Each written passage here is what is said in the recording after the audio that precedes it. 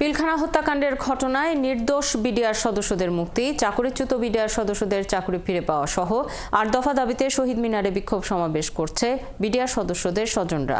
চাকরিচ্যুত ও কারাগারে থাকা বিডিআর স্বজনদের এই বিক্ষোভে যোগ দিয়ে দাবি পূরণের জন্য সরকারকে বুধবার দুপুর ১২টা পর্যন্ত সময় বেঁধে দেন বৈষম্য বিরোধী ছাত্র আন্দোলনের কেন্দ্রীয় সমন্বয়ক মাহিন সরকার। আরও জানাচ্ছেন মাইনুল মারুফ।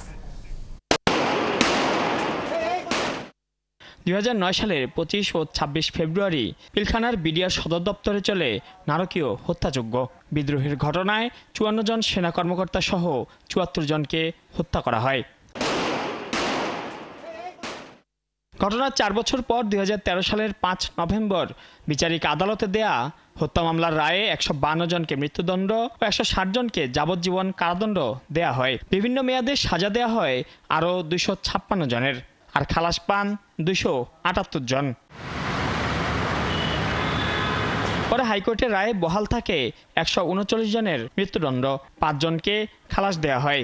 ৮ জনকে মৃত্যুদণ্ড থেকে যাবজ্জীবন কারাদণ্ড দেয়া হয়। বিচারিক আদালতে ১৬০ জন যাবজ্জীবন কারাদণ্ডের মধ্যে ১৪৬ জনের সাজা বহাল রাখে হাইকোর্ট। আর বাহিনীর সিদ্ধান্তে সারা দেশে চাকরিচ্যুত হন ১৮,৪০০ বিডিআর সদস্য। তবে দেশের রাজনৈতিক পট পরিবর্তনের পর চাকরিচ্যুত ও কারাগারে সাজা ভোগ করা বিডিআরের স্বজনরা দাবি করেন এই বিচার সঠিক হয়নি। তাদের দাবির মুখে গঠিত হয় তদন্ত কমিশন। এরই মধ্যে হত্যা মামলায় খালাস পেয়েও বিস্ফোরক মামলায় ১৭ বছর ধরে কারাগারে থাকা ১৭৮ জন জামিনে মুক্তি পেয়েছেন। জামিনের অপেক্ষায় আছেন আরও প্রায় ৩ শতাধিক। শহীদ মিনারে এই বিক্ষোভ সমাবেশে কারাগারে থাকা নিরপরাধ বিডিআর সদস্যদের মুক্তি ও চাকরি ফিরে পাওয়া সহ ৮ দফার দাবি জানান তাদের পরিবারের স্বজনরা।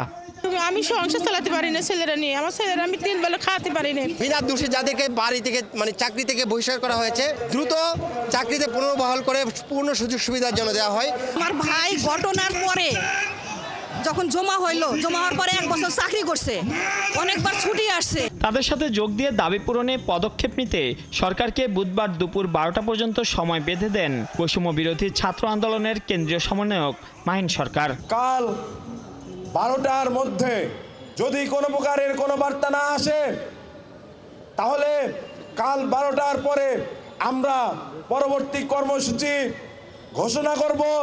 যদি না মানা হয় তাহলে আবারও বলছি, আমাদের এই আন্দোলন কিন্তু আরো তীব্র থেকে তীব্রতর হবে। দেশের ইতিহাসে এটি সর্বোচ্চ আসামির বিচারের মামলা, যেখানে ৮৫০ জন আসামির বিরুদ্ধে রায় দেয়া হয়। মাইনুল মারুফ, ৭১, ঢাকা।